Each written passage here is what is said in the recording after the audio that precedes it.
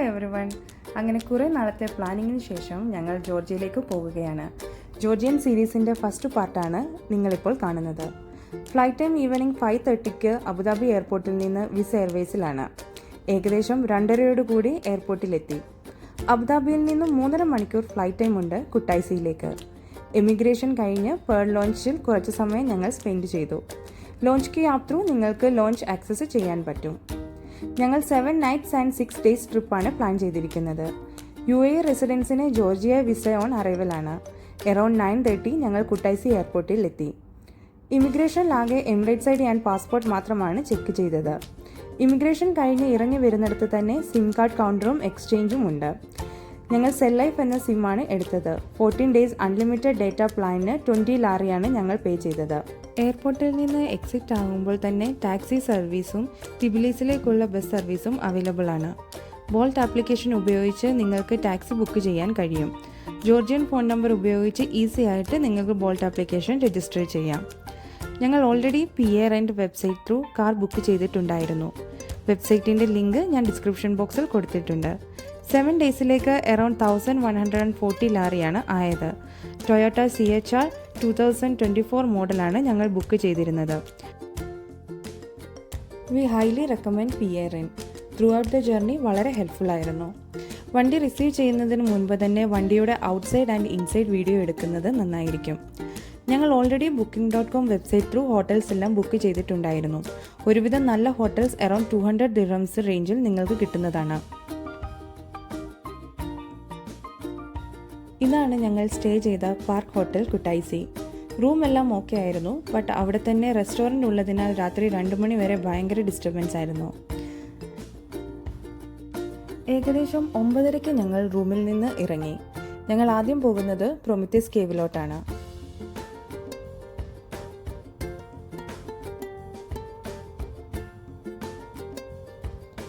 ഇവിടെ അധികം ആൾക്കാർ ഇംഗ്ലീഷ് സംസാരിക്കാറില്ല.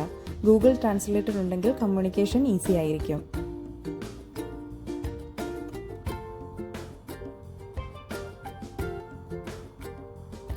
സിറ്റിക്കകത്തെ സ്പീഡ് ലിമിറ്റ് 40 km ആണ്. ഔട്ട്സൈഡ് സിറ്റി 70ഉം ഹൈവേ 110ഉമാണ്. ബട്ട് ഓരോ ലൊക്കേഷൻ അനുസരിച്ച് സ്പീഡ് ലിമിറ്റ് മാറും. സൈൻ ബോർഡ് ഫോളോ ചെയ്യുക. അതുപോലെ ഒരുപാട് സ്പീഡ് ക്യാമറാസ് ആൻഡ് പോലീസ് പെട്രോളിങ്ങും ഉണ്ട്.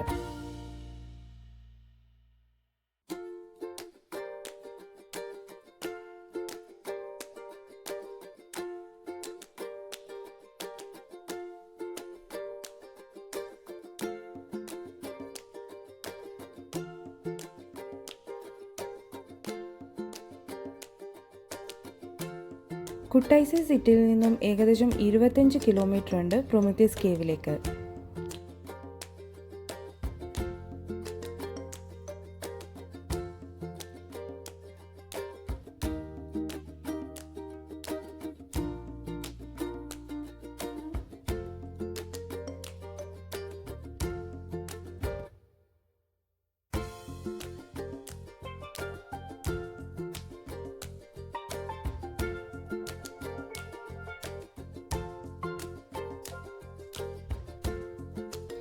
ഇതാണ് പ്രൊമിത്തസ് കേവിൻ്റെ എൻട്രൻസ്.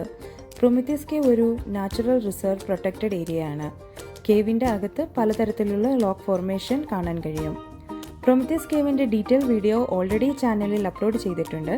ലിങ്ക് ഡിസ്ക്രിപ്ഷൻ ബോക്സിൽ കൊടുത്തിട്ടുണ്ട്.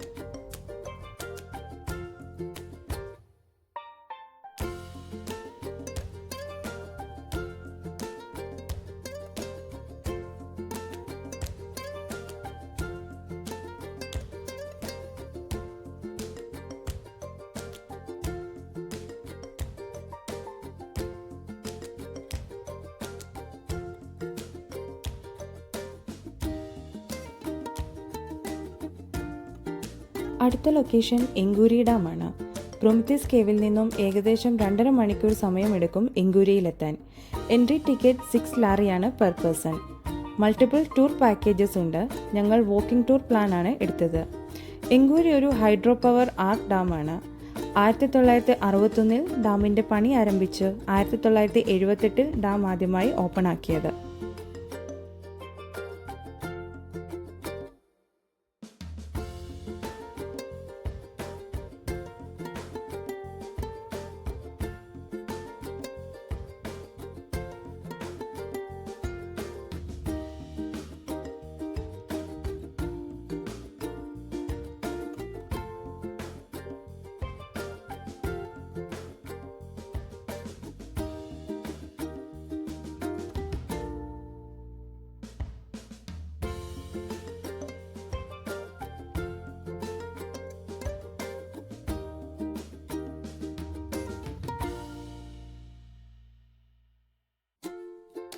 ഏകദേശം 5 മണിക്ക് ഞങ്ങൾ എങ്കൂരിയിൽ നിന്നും ഇറങ്ങി ബത്തൂമിലേക്കുള്ള യാത്ര ആരംഭിച്ചു.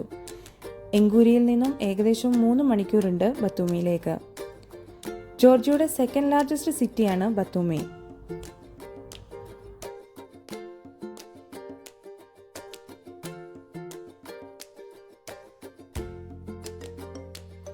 ബത്തൂമിയിലേക്ക് പോകുന്ന വഴിക്ക് നല്ല ഹെവി മഴയുണ്ടായിരുന്നു.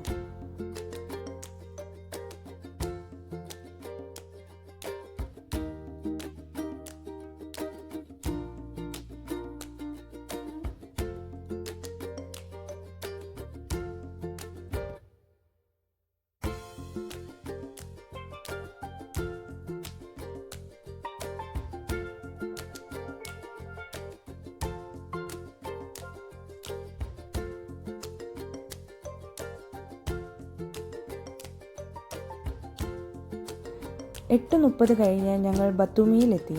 ഹോട്ടൽ ചെക്കിൻ കഴിഞ്ഞ് സിറ്റി കാണാൻ പുറത്തേക്കിറങ്ങി.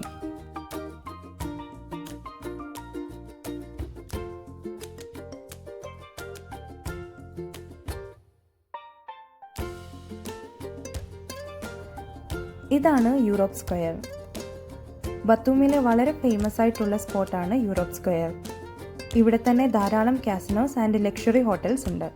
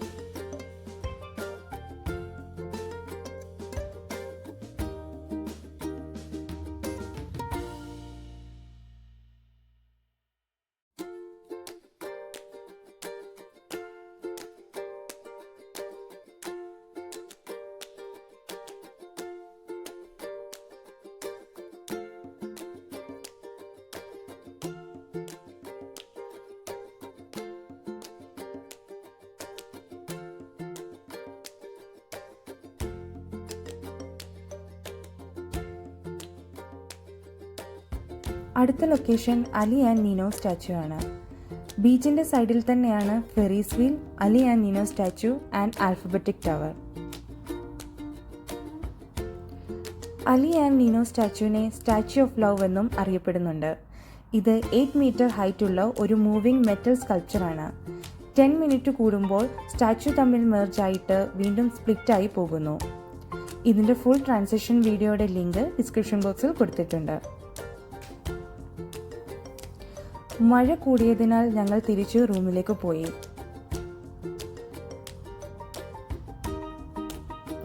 ഇതാണ് ഞങ്ങൾ താമസിച്ച റൂമിൻ്റെ നൈറ്റ് വ്യൂ.